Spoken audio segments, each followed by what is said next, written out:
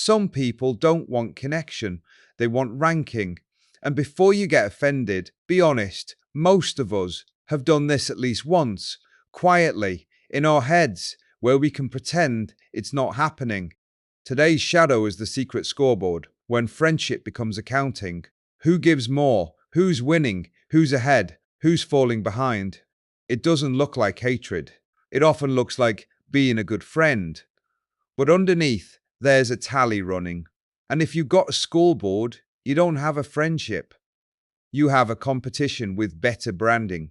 What the secret scoreboard really is, it's not always jealousy. Sometimes it's insecurity, pretending to be fairness. The scoreboard exists when you can't trust that you matter unless you can prove it. So you start tracking who texts first, who makes the effort, who pays, who listens more, who shows up, who gets more attention, who is doing better. And the sick part is how normal it feels. Because the brain loves numbers. Numbers feel clean. Numbers feel objective. Numbers feel like control. But relationships aren't maths. They're seasons. They're messy. They're human. The scoreboard turns messy humanity into evidence, how it shows up in real life. This shadow doesn't announce itself. It hides behind reasonable-sounding thoughts. I'm always the one reaching out. I supported them through everything. They never ask about me. They're only around when they need something. I've done so much for them. Sometimes those things are true. But here's the question. Are you trying to fix a real imbalance, or are you trying to win? Because the scoreboard doesn't just track effort, it tracks worth.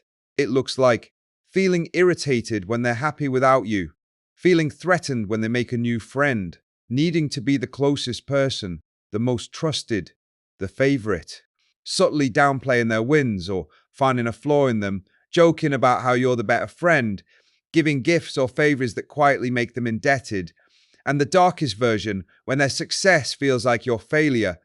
You can love them and still hate that they're ahead. The lie we tell ourselves, the lie is, I'm just being loyal. But sometimes loyalty is a cover story for possession. I was here first. I know them best. They wouldn't be who they are without me.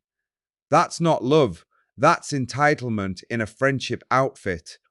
And the reason people do this is painfully human, because being the best friend can become a substitute for feeling chosen in life.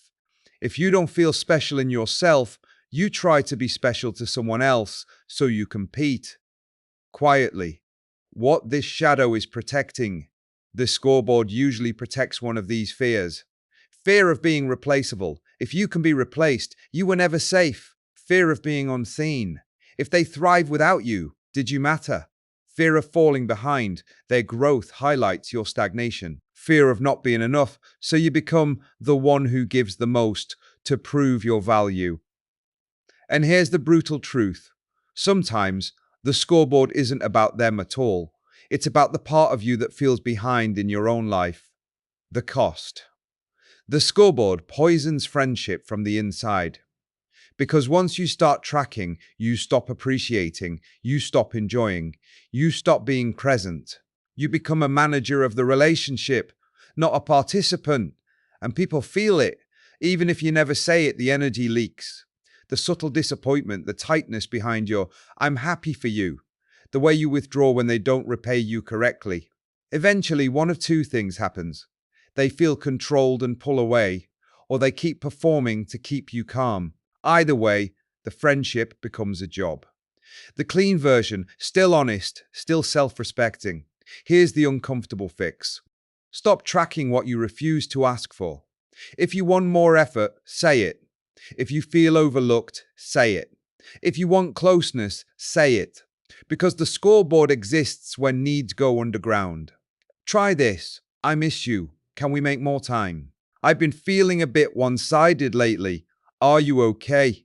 I want us to be closer, but I don't want it to become a tally. And if you can't say that, if you can only compete, it's worth asking why. One brutal question to end on. Are you keeping score because you want fairness, or because you need proof you matter? Different personality patterns turn friendship into ranking in different ways. Some do it through giving, some through being indispensable, some through superiority, some through quiet jealousy. That's what personalitypeak.com is built for. The hidden pattern you keep calling loyalty, when it's really fear of being replaced, dressed up as love. Until we meet again.